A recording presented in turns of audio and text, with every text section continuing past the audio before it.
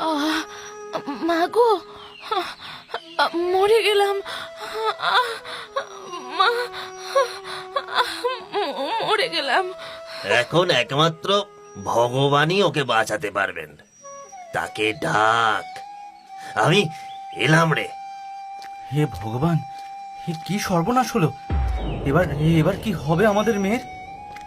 ঠাকুর, তুমি একবার মুখ তুলে তাকাও। ঠাকুর, আমার মেয়েকে বাঁচাও। তুমি একবার মুখ তুলে তাকাও। শুনছেন? হ্যাঁ, বলুন। কি ব্যাপার বলুন তো? ওরা কারা? এভাবে কাঁদছে কেন?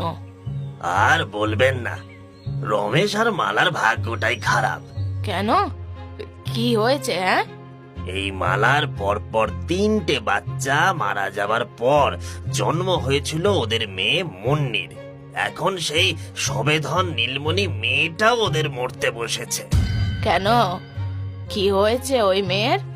কবরেজ বৈদ্য দেখায়নি বুঝি? বৈদ্য, ওঝা, তান্ত্রিক কিছুই বাদ রাখেনি। আরে আমি তো এই গ্রামের কবিরাজ।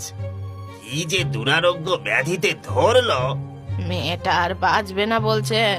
না, যা অবস্থা দেখে এলাম, আজকের দিনটাও পার করতে পারবে বলে মনে হয় না। আরে, শুনে খুব খারাপ লাগলো। কি আর করা। ঠিক আছে, নমস্কার, আমি আসি এবার। হ্যাঁ হ্যাঁ, নমস্কার।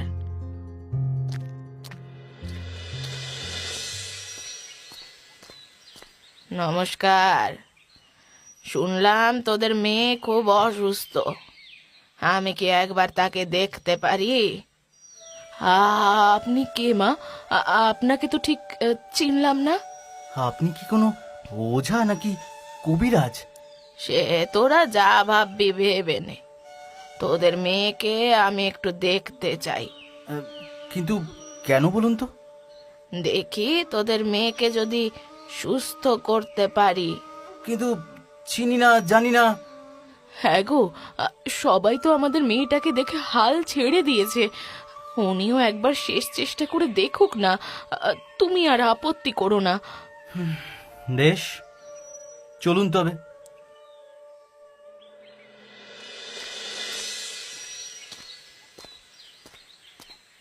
কত বয়স তোদের মেয়ের? এই ফাল্গুনে 17 পড়লো। বাহ, উপযুক্ত। হ্যাঁ, কিছু বললেন? না না, কিছু বলিনি।